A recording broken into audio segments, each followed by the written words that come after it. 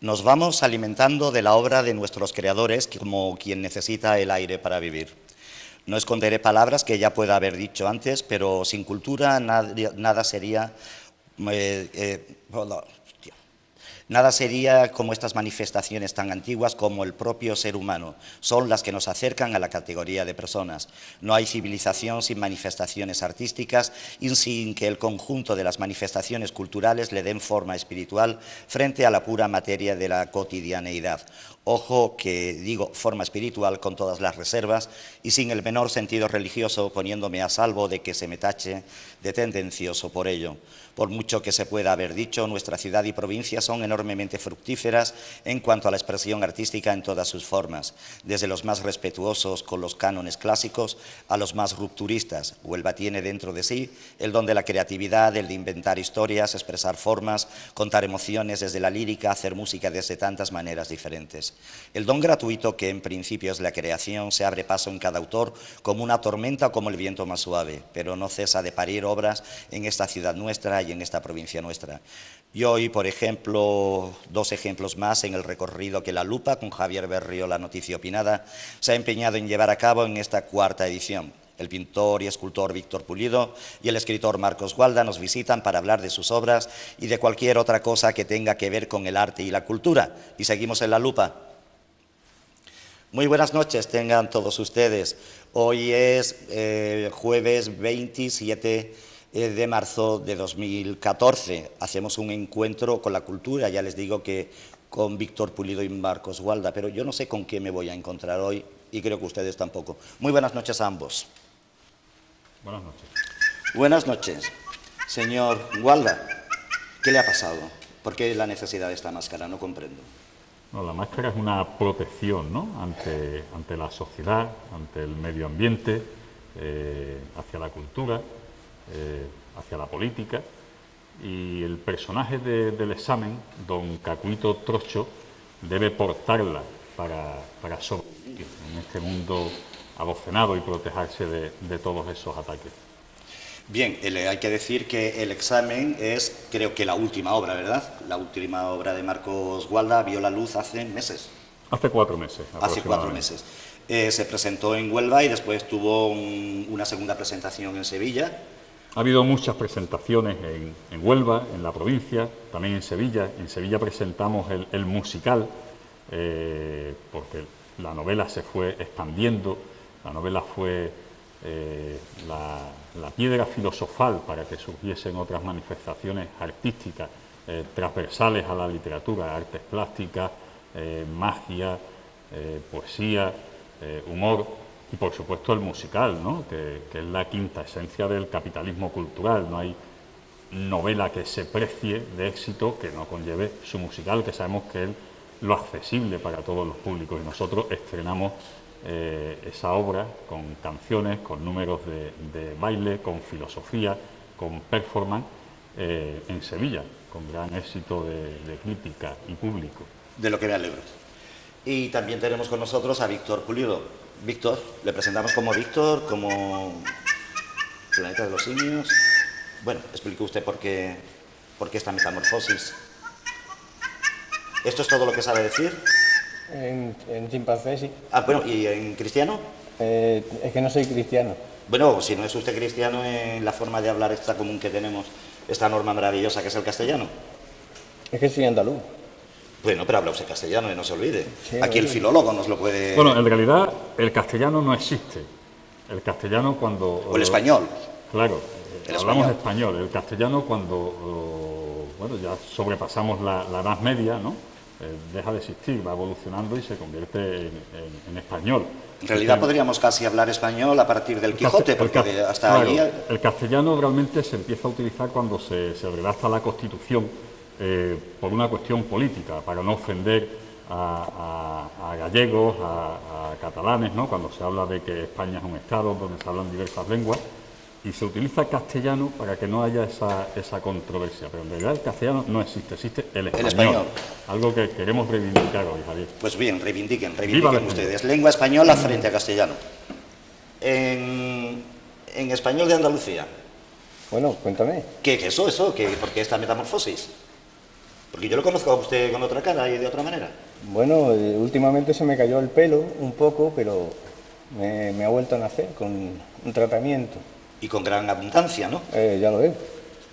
Fíjense ustedes que hace no mucho tiempo tuve aquí también a un pintor y a un escritor, en ese caso eran Faustino Rodríguez y Juan Cobos Wilkins.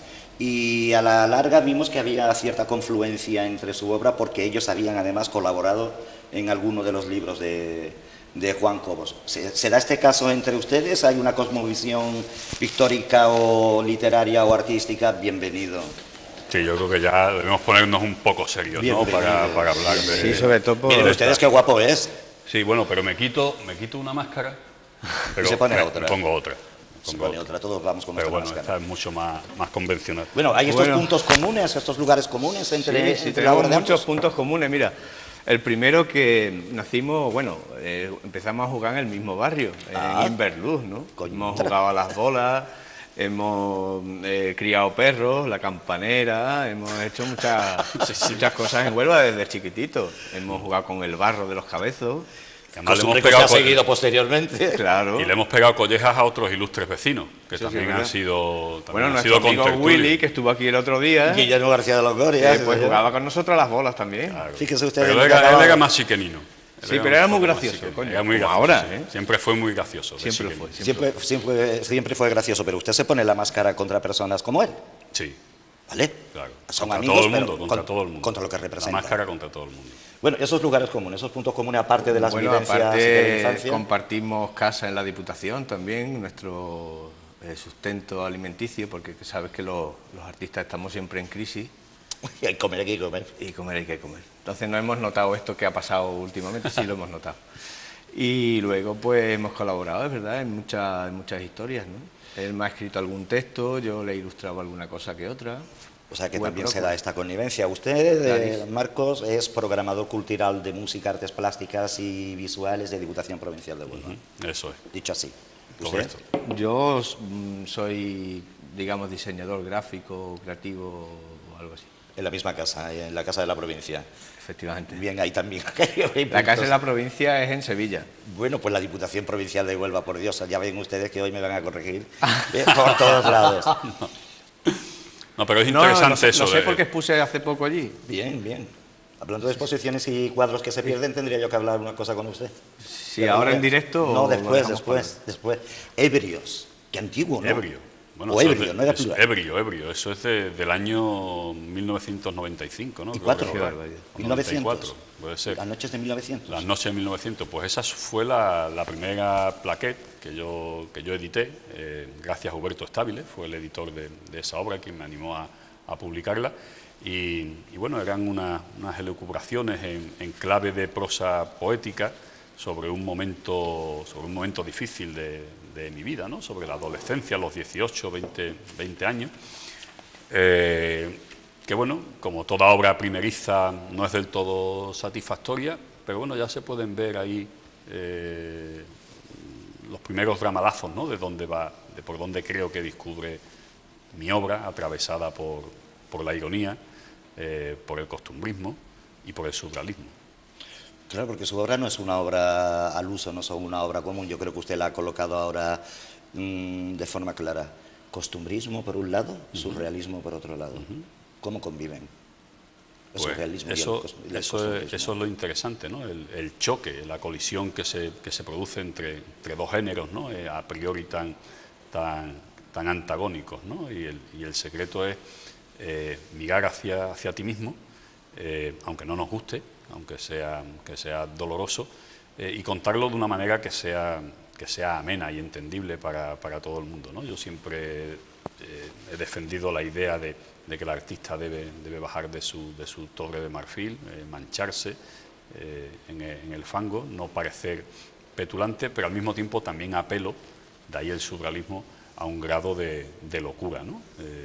No me interesa hablar del mundo que existe, me interesa recrearlo, ¿no? Y para eso, pues, es muy útil recurrir al surrealismo, a la ciencia ficción y a lo onírico, ¿no? Me obsesionan los sueños y escribo mucho sobre sobre eso. Santa locura, ¿verdad? Él dice algo que en usted también tiene mucho que ver, porque él dice: no me gusta describir el mundo tal como es, pero sí, no me gusta el mundo tal como es, pero sí me gusta describirlo. Usted siempre dijo, quiero recordar, que era un preciosista. Usted escribe las cosas con pintura o con barro, pero no quiere ir mucho más allá. Quiere hacer cosas bonitas, enseñarnos cómo son las cosas. ¿Bonitas? Bueno, a veces sí, otras veces no. Otras veces me gusta la belleza de lo feo, ¿no? Existe la belleza de lo feo. Es muy ¿verdad? bonita la belleza de lo feo. Y entonces, la verdad que sí, he indagado mucho, ¿no? Digamos, en la parte de tetralogía, ¿no? En una de las series que hice, ¿no? Dediqué a seres y estares, ¿no? A una especie de retratos, ¿no? De caracteres, de personalidades, y la verdad es que bonito no recuerdo ninguno, ¿no? Pero normalmente eran feísmos, ¿no? ¿A usted por qué se le invita ahora al New Year's Brunch? ¿What? Sí, lo encuentro en Facebook. Sí, que se llama así. Bueno, pues básicamente, pues no sé, pues porque es un tributo a la escultura, y como últimamente, los últimos años los he dedicado más a la escultura, pues se hace una intervención en el patio de lo que es el atrio de la Casa de la Provincia, y me invitaron, porque, no sé. Porque les gustó. Pues sí. Naturalmente. ¿Y cómo se hace este recorrido? Porque usted, aunque de pequeño jugaba con Marcos, con el barro de los cabezos, y con Willy también, pero resulta que al final es pintura. A Willy le arruinamos la reputación esta noche, ¿eh? O sea, definitivamente. No, es algo que él quería ocultar. Mira, Willy fue es un vecino tío con un gran de sentido del Víctor Pulido humor. y Marcos Gualda. Estuvo aquí el lunes. Y no le va a molestar todo, le sacaremos una sonrisa. Bueno, pero sabemos sus miserias, ¿eh? De chiquenino. Eso sí es verdad, lo ponemos eso es algo que no, pero es un as en la manga. Nosotros somos buena gente. Pero las miserias de la infancia como que no hombre, no es justo, además no está aquí para defenderse. Para defenderse.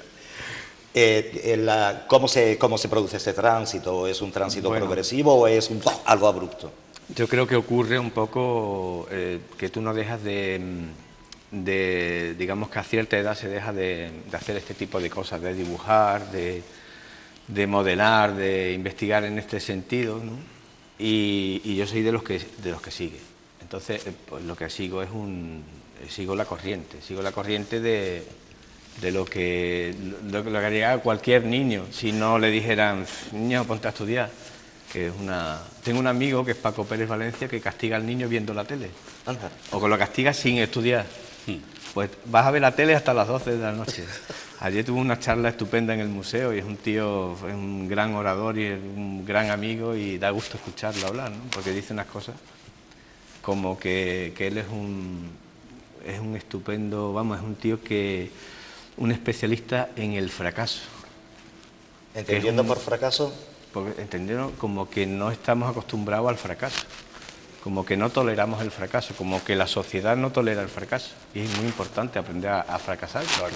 Somos miembros de una sociedad, o somos individuos que no toleramos la frustración fácilmente. Hay un documental, no recuerdo ahora el nombre, un documental, se estrenó en salas comerciales como película de cine. Era un realizador francés que había estado estudiando durante muchos años la educación, creo recordar, en un asiático, en un africano, en un estadounidense y en un europeo, ¿no? Y mostraba cómo en las sociedades más opulentas, más desarrolladas, los niveles de frustración que eran capaces de aceptar los niños, por ejemplo, cuando se le caía una pieza con la que estaba jugando, no podía cogerla, bueno, no podían, no estaban adaptados para asumir el fracaso, cogían unos berrinches los niños que no vean. Luego, sin embargo, veías al niño africano en medio de la selva, cayéndosele los mocos, con una naturalidad, con una jovialidad, con una alegría, porque estaba educado en eso, ¿no? En el fracaso y a superarlo conscientemente, ¿no? Y hoy en día creo que en las sociedades occidentalizadas pecamos en exceso de proteger a los niños, ¿no? Y de ahí pues todas esas frustraciones. Nuestra sociedad tiene una tremenda intolerancia al fracaso, sí, como decía usted, y también a la idea de la muerte. O sea, es algo que parece que no tiene lugar. ¿Ha tenido lugar la muerte en su obra? Sí, claro. Cuénteme. De hecho, bueno, hace poco ha salido algo de los fósiles, ¿no? Que son fósiles y no muertos, revividos después de tantos miles de años. Podríamos ver... No, bueno, ya lo han visto. Sí, pero o sea, lo podemos repetir aquí para tenerlo en... Bueno, podríamos ver fósiles. A ver, sigue usted hablando. Sí, no, entonces, bueno, en ese caso, por ejemplo, hay un ángel fósil que es un poco negarle quizás la espiritualidad, ¿no? Y hacer creíbles seres fantásticos, ¿no? Y en ese sentido, pues hablo de la muerte, pero de la muerte se habla siempre. Por ejemplo, en esta serie que sale ahora mismo, de los zapatos, también hablo de las ausencias, ¿no? Aunque ahí parece una zapatería, había muchas formas de exponer, ¿no?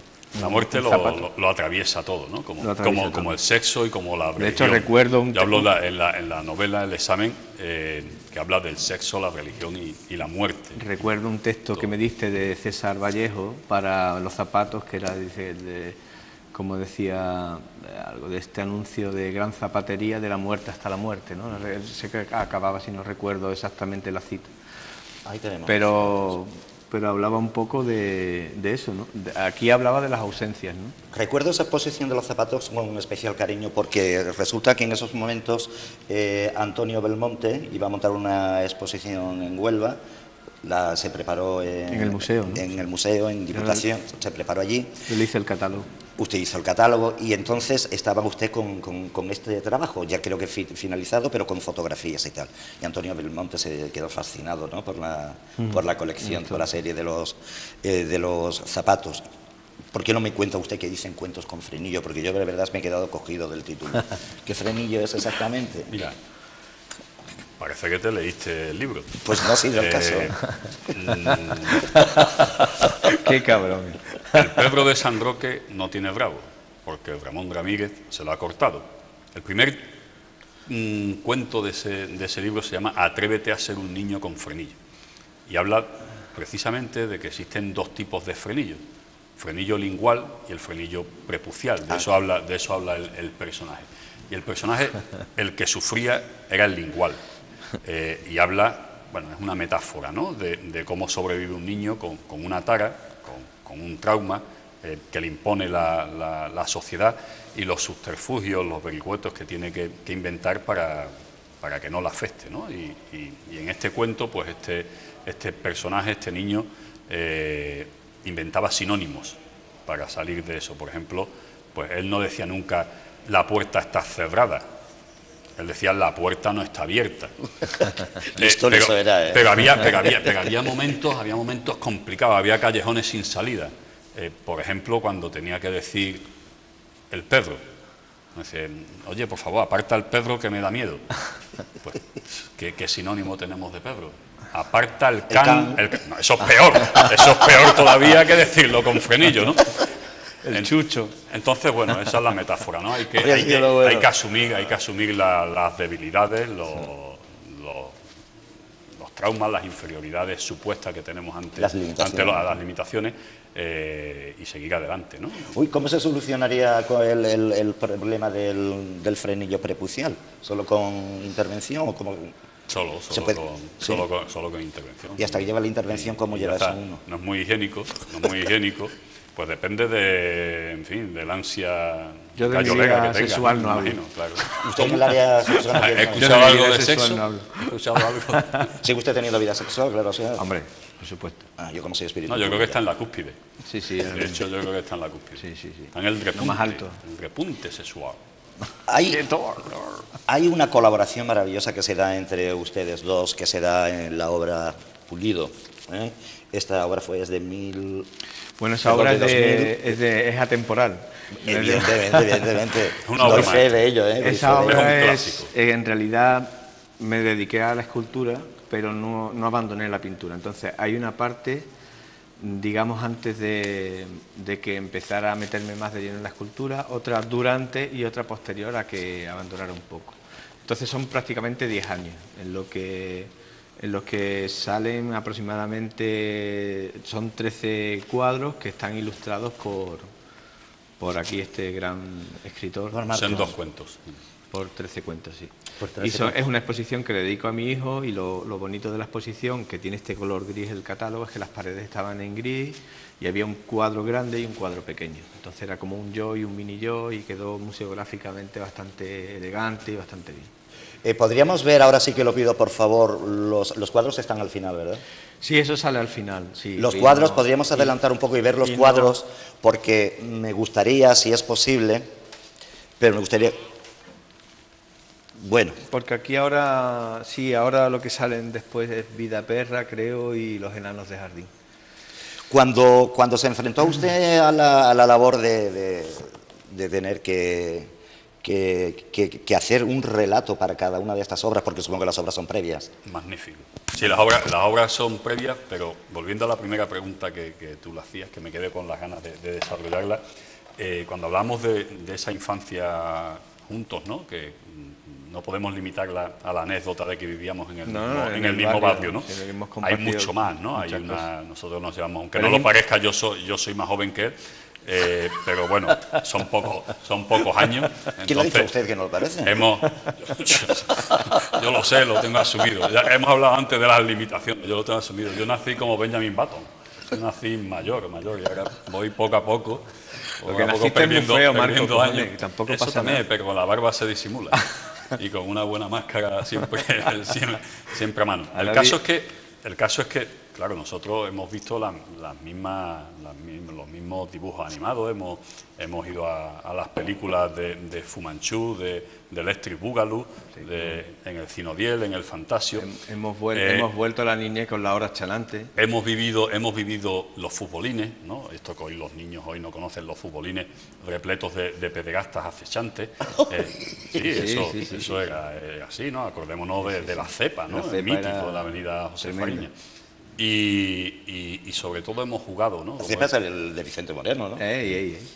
Hemos jugado en lugares comunes, ¿no? Por ejemplo, los cabezos, ¿no? Los cabezos es algo que yo creo que bueno, inconscientemente pues nos une mucho y en esta obra pictórica de él también aparecen las marismas.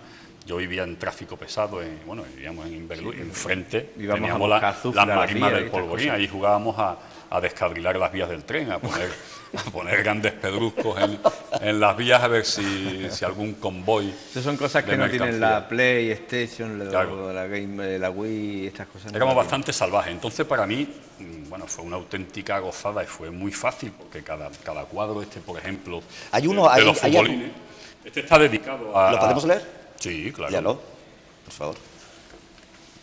Por las tardes nos citábamos en el futbolín La Cepa. El enano liaba un podro, apoyado en el billar americano. El olor nos confundía. Nos agolpábamos a ambos lados de la mesa del furgolo. Fluían las jugadas desde nuestra privilegiada tribuna cenital. Los mangos sucios de la grasa de otras manos, la ranura deformada que tragaba las monedas, las mordeduras del óxido en las babras. El enano regresaba con la condicional. Los petacos estaban duros en la máquina del bingo. El hermano que extiende la manita en la puerta de la iglesia. Pero los muñecos brillaban. No preguntes cómo, pero relucían entre el caucho reventado de los topes, como supervivientes de un temblor. Al fondo estrenaron la primera maquinita. El fontanero con bigote sorteaba Don King Kong. Todo parecía muy real. El amigo de los niños invitaba a otra partida. Batirás el récord, seguro. Escribe bien mi nombre. Si no puedes, te paso la pantalla. Las cabezas flanqueaban los costados de la máquina. El enano se asomaba a las ventanillas de los coches. Desde luego se podrá decir más, pero no mejor. Enhorabuena. Y muchísimas gracias. Qué bien, ¿no? Qué bueno. Qué regusto deja esto. Además lee muy bien. Lee muy bien, por lo que ya ha escrito muy bien. Claro. Porque a veces no es fácil leer bien lo que nos ha escrito, Bueno, si se siente es más fácil. Claro. La emoción siempre será la emoción. Víctor, después... No, la verdad es que, por ejemplo, él vino a visitarme al estudio cuando yo estaba pintando. Yo gozaba de... Un bello estudio, por cierto. De una nave, ¿no? Sí, una nave industrial aquí cerca. Llegué a conocerla. Y bueno, yo siempre digo que la nave es el cuerpo, que el estudio es el cuerpo y que el artista es la mente, ¿no? O el alma, digamos, mejor el alma, ¿no? Entonces parece que uno no está completo hasta que está allí, ¿no? Porque es donde estás trabajando, donde eres tú, donde estás en tu silencio, por mucho ruido que haya, ¿no? ¿Hay algún tipo de espiritualidad en la obra? Ya que está mencionando la palabra alma, la palabra... Sí, yo lo dije inevitable. con mucha cautela en la introducción, porque no sabía con quiénes me enfrentaba en cuanto al mundo de la fe. Bueno, hombre, el alma está, ¿no? Otra cosa es tener creencias, ¿no? Bueno, que Dios esté en el disco duro, eso es inevitable, ¿no? Pero quizás porque te lo han puesto ahí a fuego, ¿no? Bueno, pero hay un misticismo, ¿no? El misticismo aunque es no sea, inevitable. aunque no sea Siempre teológico, ¿no? Aunque no sea... Tengo una amiga, Clotilde, que me dice que no se cree que yo no crea en Dios, ¿no? Y en el Por las mismo, cosas y en que el hago. mismo acto creativo hay momentos, bueno, y tú lo sabes también, Javier, hay momentos realmente Sí, místicos, vamos, místicos, hay sí, momentos sí en lo que hay. pierdes la cabeza, la noción de todo y tu alma Sí, fluye. el tiempo en ese transcurre sentido. de otra manera. Santa Teresa le llamaría eso el rapto. El rapto. El rapto. Un rapto, Hasta ahí es verdad, es rapto como místico, que no completamente. estás y estás, y bueno.